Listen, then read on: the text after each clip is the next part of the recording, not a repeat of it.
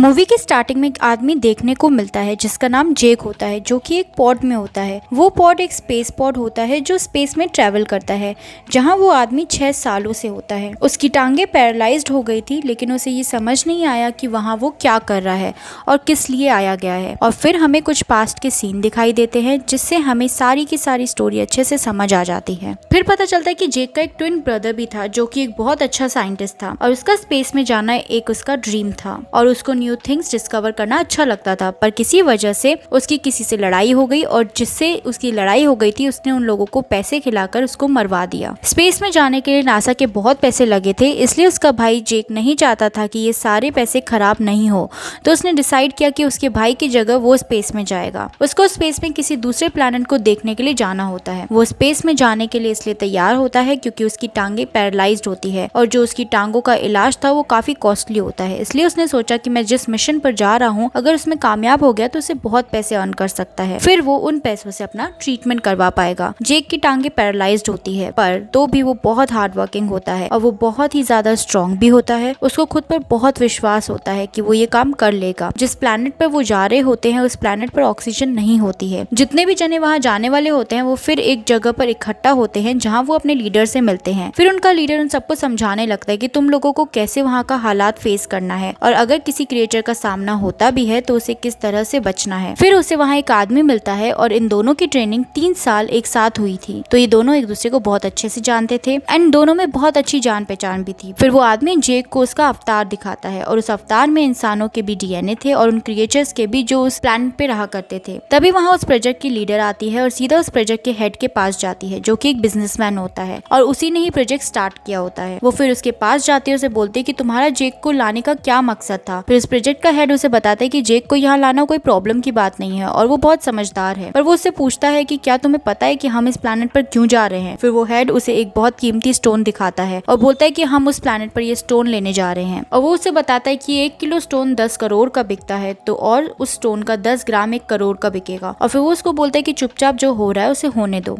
फिर उसके अगले ही दिन जेक को एक मशीन में भेज दिया जाता है, जिससे वो अवतार बन के बाहर आता है। जेक को इस मशीन में अवतार की बॉडी में शिफ्ट कर दिया था, जिसको पाकर वो बहुत खुश हो गया। लंबे लंबे कान, लंबी सी पूंछ और उसकी पूरी बॉडी ब्लू कलर की हो गई थी। फिर जेक अपने लीडर से मिलता है, जो कि जेक की बहुत तारीफ करता है क्योंकि जेक पहले आर्मी में था और उसकी एक्टिविटीज बहुत अच्छी थी। तो उसका लीडर उसको कहता है कि तुम बहुत आगे जा सकते हो और उस प्लैनेट पर जाकर वहाँ के लोगों के साथ ज्यादा से ज्यादा टाइम स्पेंड करें, क्योंकि वो जितना ज्यादा टाइम वहाँ के लोगों के साथ स्पेंड करेगा तो उतना ज्यादा वो लोग जेक पर ट्रस्ट करेंगे। फिर वो जेक से पूछता है कि तुम जानते हो ना कि हेड क्या चाहता है। वो चाहता है कि हम लोग उस प्लैनेट से ज्यादा स्टोन कलेक्ट करें और ज्यादा स्टोन कलेक्ट करने के लिए हमें उन क्रिएचर्स को उस प्लैनेट से हटाना होगा। और वो लीडर से बोलता है कि अगर ये तुम ही कर लो तो अच्छा होगा, और उसे ये काम करने के लिए 3 मंथ्स का टाइम देते हैं और अगर तुम ये काम नहीं कर पाते हो तो हमें मजबूरन उस प्लैनेट पर हमला करना होगा, क्योंकि हम वो स्टोन तो चाहिए ही चाहिए। अगर तुमने ये काम कर लिया तो उसके बदले मैं तुम्हारी टांगे भी ठीक करवा कर दूंगा। और ये काम करने के लिए जेक मान जाता है। फिर थोड़े ही टाइम में वो लोग वहाँ पर पहुँच जाते हैं। जेक, जो कि अब एक अवतार होता है, वहाँ जाकर बहुत खुश होता है। वो वहाँ की चीज़ों को चुनने लगता है तो वो देखता है कि वहाँ बहुत बड़े बड़े जानवर हैं और एक अजीब सा जानवर उसके पीछे पड़ जाता है। तो फिर वो बहुत तेज़ भागने लगता है। वो उस जानवर से बचने के लिए एक झरने में कूद जाता है, जिससे उसकी जान तो बच जाती है, लेकिन वो अपनी टीम से अलग हो जाता है। फिर जेक अपने लिए खाना तैयार करता है। उसकी टीम उसे काफ़ी ढूंढती है, पर वो जेक को नहीं ढूंढ पाते। बहुत ढूंढने के बाद जब जेक नहीं मिलता तो वो लोग ये सोचकर चले जाते कि ये बहुत खतरनाक प्लैनेट है और क्या पता कि यहाँ जेक मर गया हो, पर जेक वहीं जंगल में होता है। फिर हम देखते हैं कि वहाँ एक फीमेल जेक को देख रही होती है और वो उसी प्लैनेट की क्रिएचर होती है। उसका नाम नेत्री होता है। वो जब जेक पे एरो चलाने वाली होती है तो उस पर एक पुल आकर बैठ जाता है, तो फिर वो अपना डिसीजन बदल लेती है और वहाँ से चली जाती है। फिर उसी रात जेक के पीछे उस प्लैनेट के कई खतरनाक एनिमल पड़ जाते हैं, जो कि जेक पे हमला करने के लिए आगे आ रहे होते हैं। तो फिर जेक उनसे फाइट बैक करता है और उन्हें भगाने के लिए आग भी जलाता है। तो उसी समय नेत्री आकर उसे बचाती है, पर जेक को बचाने के चक्कर में वहाँ वहाँ के कुछ एनिमल्स मारे जाते हैं। फिर नेत्री को गुस्सा आता है और वो भी जेक को बोलती है कि तुम्हें बचाने के चक्कर में मेरे कुछ जानवर भी मारे गए। फिर जेक उसे कहता है कि तुम्हें अपने जानवरों की इतनी परवाह थी तो तुमने मुझे बचाया नहीं होता। फिर नेत्री उसे कहती है कि तुम एकदम बच्चे हो। तो फिर जेक भी उसे कहता है कि तुम ही मुझे सिखाओ कि कैसे लड़ा जाता है। फिर अचानक जेक की बॉडी पर वो ग्लोइंग फ्लावर्स आकर बैठ जाते हैं। नेत्री उस ट्राइब की लीडर की बेटी होती है, तो वो जेक को अपने ट्राइब के लोगों से मिलवाती है जो जेक को मारना चाहते थे, पर नेत्री उन्हें रोकती है। तो ये बात वहाँ के क्रिएचर को अच्छी नहीं लगती और ये वही क्रिएचर होता है जो आगे जाकर उस ट्राइब का लीडर बनने वाला होता है। लेकिन नेत्री की माँ जो उस ट्राइब की रानी होती है, वो नेत्री को जेक को सब कुछ सिखाने की परमिशन दे देती है। दूसरी तरफ हम देखते हैं कि जेक की अपनी असल दुनिया में आंखें खुलती है और वो सबको बताता है कि उनका ट्रस्ट जीतने के लिए उन्हें पहला कदम तो पार कर लिया है। ये बात सुनकर वो सब खुश हो जाते हैं। दूसरे दिन जब वो अवतार बन के जाता है तो वहाँ उसे नेत्री बहुत सारी चीजें सिखाती है, जैसे कि हॉर्स राइडिंग। दूसरी तरफ हम इस प्रोजेक्ट के लीडर को देखते हैं जो कि अपनी टीम के साथ उस प्लैनेट पर आ जाता है, जहाँ उनका एक छोटा सा कैबिन होता है जो कि माउंटेन्स के ऊपर होता है, जो कि हवा में फ्लाई कर सकते थे। ये सीन बहुत चार्मिंग व्यू होता है। फिर देखते ही देखते जेक की भी ट्रेनिंग स्टार्ट हो जाती है। फिर जेक भी थोड़े टाइम में वहाँ की सारी बातें सीख जाता है, हॉर्स राइडिंग करना और वहाँ शिकार कैसे करना है, और सबसे बड़ी बात की नेचर से प्यार कैसे करना है। नेत्री जेक को एक जगह पर लेकर जाती है जहाँ उसे एक परिंदे से मिलवाती है जो कि फ्लाई कर सकता था, और वो उसे उसकी एक खासियत बताती कि वो परिंदा अपना राइडर खुद चुनते हैं और जीवन भर उसी के साथ सिंसियर रहते हैं और इसी के साथ उड़ता है और किसी के साथ नहीं उड़ता। उसने जेक को बोला कि तुम्हें उसे चुनने से पहले तुम्हें बहुत केयरफुल रहना होगा, ये तुम्हें मार भी सकते हैं। लेकिन जेक ने बहुत जल्दी उसे चुन लिया और फिर वो उस पर काबू पाकर उस पर उड़ने भी लगता है। नेत्री और जेक अपने अपने परिंदों पर उड़ रहे होते हैं और बहुत इंजॉय भी कर रहे होते हैं। तब वहाँ उन्हें एक ट्री भी नजर आता है जो कि बहुत सुंदर होता है। फिर जब वो उड़ रहे होते हैं तब उनके पीछे एक खतरनाक परिंदा पड़ जाता है। तभी वो दोनों उससे लड़के उसे जल्दी हरा देते हैं और उससे अपनी जान बचा लेते हैं। फिर नेत्री जेक को बताती है कि वो परिंदा हमारे एंसेस्टर्स की सवारी हुआ करता था, पर इन पर सवारी करना बहुत मुश्किल हुआ करता है। इस पर सवारी हर किसी के बस की बात नहीं, पर इस परिंदे के बारे में ये माना जाता है कि वो दुखों को ख़त्म कर सकता है और प्रॉस्पेरिटी ला सकता है।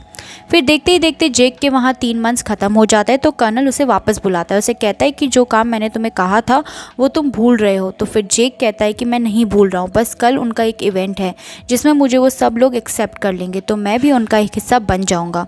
तो कर्नल जेक को कहता है कि अगर तुम ऐसा नहीं कर पाए तो मैं तुम्हें वापस ज़मीन पर भेज दूंगा। फिर जेक कहता है कि आप चिंता मत करो, मैं उन्हें कल वहाँ से हटा दूंगा। कर्नल कहता है चलो कल देखते हैं। फिर दूसरे ही दिन वो इवेंट आ जाता है। फिर वहाँ रहने वाले सब लोग जेक को एक्सेप्ट कर लेते हैं। फिर नेत्री उसे अपना अलास ट्री दिखाती है जो उनका खुद का प्योर ट्री होता है, और वो ट्री हमेशा से ही बहुत ग्लो करता था। और फिर नेत्री उसे ये भी बताती है कि तुम हम में से कोई भी लड़की चुन सकते हो। जेक उसे कहता है कि लेकिन मुझे तो तुम पसंद हो। तो यहाँ पर नेत्री भी मुस्कुरा देती है। उसके बाद हम देखते हैं कि कर्नल वहाँ पर ट्री को गिराने लगता है जब वो अपना काम शुरू करने वाला होता है। तो ये सब देखकर सबको गुस्सा आ जाता है। जेक उन सबको रोकने की बहुत कोशिश करता है। ये सब देखकर जो उस ट्राइब का लीडर बनने वाला होता है वो जेक पर हमला कर देता है और फिर नेत्री उसे बचा लेती है। और फिर इस प्रोजेक्ट की लीडर कर्नल को बोलती है कि जरूरी नहीं है कि तुम उनकी जमीन खोदकर वो पत्थर निकालो, क्या पता ये पत्थर चारों तरफ हो। और जब तक जेक भी आ जाता है जो आकर कर्नल को समझाता है, उस प्रोजेक्ट के हेड से भी बात करता है और पूछता है कि आप लोगों को ये स्टोन क्यों चाहिए, बिकॉज वो लोग नेचर से बहुत प्यार करते हैं और कभी इस जगह को छोड़कर नहीं जाएंगे। फिर कर्नल कहता है उससे हमें कोई मतलब नहीं, और अगर वो नहीं जाएंगे तो मैं तुम्हें पहले ही बता चुका हूँ कि हम उनसे लड़ाई करेंगे। जेक और लीडर ने समझाता है कि लेकिन उनकी कोई बात नहीं सुनता, पर कर्नल उन्हें एक आखिरी मौका देता है कि तुम एक बार अवतार बन के जा सकते हो और उन्हें समझा सकते हो और ये तुम्हारा आखिरी चांस है। जेक और लीडर अपने अवतार फॉर्म में जाकर फिर उस प्लैनेट में आ जाते हैं और फिर जाके उन सबको अपनी सच्चाई बता देते हैं। और जेक उन्हें बताता है कि मुझे यहाँ तुम सबको यहाँ से हटाने के लिए भेजा गया है क्योंकि हमें यहाँ से कुछ कीमती चीजें चाहिए। ये सुनकर नेत्री को रोने लगती है और चिल्लाती है कि तुमने मुझे धोखा दिया है। तभी यहाँ कर्नल अपने लोगों के साथ वहाँ आ जाता है। जेक उसे मना भी कर रहा होता है पर वो फिर भी आ जाता है। फिर वो लोग वहाँ के ट्राइब के लोगों पर अटैक कर रहे होते हैं, लेकिन अब सब वो क्रिएचर्स भी अपने एरो से कितना अटैक करते। फिर कर्नल उन सब पर बॉम्ब से हमला करता है जिससे हर तरफ आग लग जाती है, जिससे इस ट्राइब के लोग डर जाते हैं और रोने लगते हैं। फिर एक फीमेल क्रिएचर जेक के पास आती है और उसे खोल देती है, उसे कहती है कि हमारी जान बचाओ। देखते ही देखते कर्नल जब तक उनका पूरा ट्री भी गिरा देता है। ये देखकर वहाँ के क्रिएचर बहुत दुखी होते हैं और उनको इंसानों पर बहुत गुस्सा आ रहा होता है और उस हादसे में उस ट्राइब का लीडर जो नेत्री के पापा होते हैं वो मर जाते हैं। फिर इस प्रोजेक्ट का हेड और कर्नल ऑर्डर देते हैं कि जेक और उस लीडर को अरेस्ट कर लिया जाए। फिर वहाँ एक लड़की आती है जो फाइटर प्लेन चलाया करती थी, वो वहाँ आकर उन दोनों को बचाती है। अब ये लोग एक स्पेसशिप में होते हैं जहाँ कर्नल की फायरिंग की वजह से लीडर को गोली लग जाती है। फिर जैसे ही जेक उठता है तो वो अपने अवतार में आ जाता है। वो देखता है कि वहाँ के सभी लोग वहाँ से कहीं और जगह चले गए होते हैं और फिर वो वहीं पर होता है जहाँ उनका ट्री गिर चुका होता है। वो सब क्रिएचर सोचते हैं कि जेक अब चला गया है, अब वो हमारी जान बचाने नहीं आएगा। लेकिन अब जेक उसी परिंदे पर उड़ता हुआ दिखाई देता है जिस पर नेत्री के एंसेस्टर्स राइड किया करते थे। लोगों को यही मानना था कि जो भी इस पर राइड करेगा वो प्रॉस्पेरिटी ला सकता है। फिर जेक इस परिंदे पर बैठकर जब तक उनके पास आता है तब तक सब बहुत खुश हो जाते हैं। वो सब सोचते हैं कि जेक हमसे दूर नहीं भागा था, बल्कि अब तो वो आ गया है हमारी मदद करने के लिए। जेक को देखकर नेत्री बहुत खुश होती है। फिर जेक नेत्री की मदद से ये बात शेयर करता है कि मेरी एक साथी इंजर्ड है, क्या उसे ठीक करने का कोई तरीका है। और उसकी मदर कहती है कि अगर उसे उसके अवतार में लेके आ गए तो वो बच सकती है। एट लास्ट वो मर जाती है। फिर जेक उन सबसे कहता है कि हम सब कर्नल के खिलाफ लड़ाई करेंगे और वो सब उसका साथ देने के लिए तैयार हो जाते हैं। ये सब लोग बहुत ज़्यादा होते हैं तो इस वजह से कर्नल भी बहुत डरा हुआ होता है। लेकिन मसला ये था कि कर्नल के पास बहुत सारे फाइटर प्लेन और एडवांस वेपन्स होते हैं। उन ट्राइब वालों के पास सिर्फ बो और एरो थे, पर जेक इस बात पर ध्यान नहीं देता क्योंकि वो इस प्लैनेट को बहुत अच्छे से जानता है और जेक ठान लेता है कि वो इस प्लैनेट और नेचर के लिए लड़ेगा। फिर वो उस प्योर ट्री के पास जाता है, उसे कहता है कि आप हमारी मदद करें क्योंकि कर्नल नेचर को तबाह करने के लिए आ रहा है, आप ऐसा मत होने दीजिए। फिर अगले दिन कर्नल हमला कर देता है और वो अपने साथ बहुत ज्यादा आर्मी लाता है और वो सबसे पहला हमला प्योर ट्री की तरफ करता है। लेकिन उससे पहले उस प्लैनेट के क्रिएचर्स आ जाते हैं और उन्होंने अपने हॉर्सेस को भी तैयार कर रखा था। उन सबके पास बो और एरो ही था। कर्नल की आर्मी उन लोगों पर भारी पड़ रही थी सिर्फ और सिर्फ स्किल्स और वेपन्स की वजह से। इस प्लैनेट के क्रिएचर्स के पास बहुत पावर थी क्योंकि ये अपनी विल पावर को सबसे आगे रखते थे और उनकी यही सबसे स्ट्रॉन्ग बात। फिर वहाँ कर्नल क्रिएचर्स पे बहुत ही ज्यादा हमला करता है। फिर वहाँ वो फाइटर पायलट आती है, लेकिन इससे पहले वो जेक को बचा पाती कर्नल उस पर फायरिंग स्टार्ट कर देता है जिसकी वजह से नेत्री का भी परिंदा घायल हो जाता है। यहाँ बहुत तबाही हो गई थी, वहाँ बहुत फायरिंग होती है जिसकी वजह से इस ट्राइब का नया लीडर भी मर जाता है जो कि जेक का बहुत मजाक उड़ाया करता था। अब कर्नल का अगला टारगेट वो प्योर ट्री ही होता है जिस पर वो कब्जा करता और वो उन लोगों को कंट्रोल करना चाहता था, जिससे नेत्री भी बहुत घबराई हुई होती है। लेकिन जब तक उस ट्री पे हमला करता है जेक की दुआ कबूल हो जाती है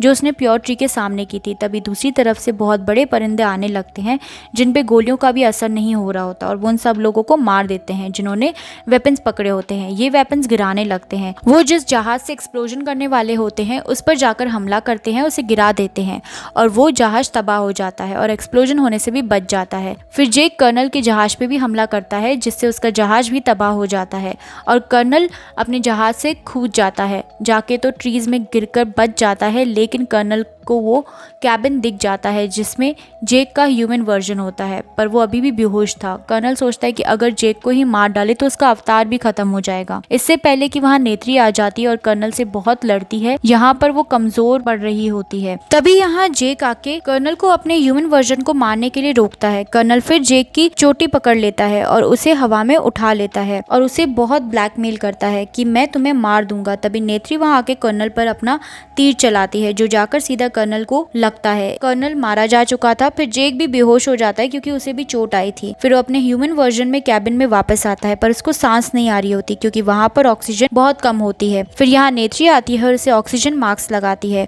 और फिर दोनों स्माइल करते हैं क्योंकि नेत्री ने जेक की जान बचाई थी और जेक ने उसका प्लैनेट। मूवी के लास्ट में हमें देखने को मिलता है कि बाकी सब इंसानों को जमीन पर भेज दिया जाता है, बस यहाँ जेक को उनके साथ रखा जाता है और कुछ सिलेक्टेड पीपल को जो इन क्रिएचर्स के साथ मिलकर रहने वाले थे। जेक को हमेशा के लिए उसकी बॉडी से निकालकर अवतार में बदल दिया जाता है और वो नेत्री के साथ इस प्लैनेट पे बहुत खुश होता है और यही मूवी एंड हो जाती है।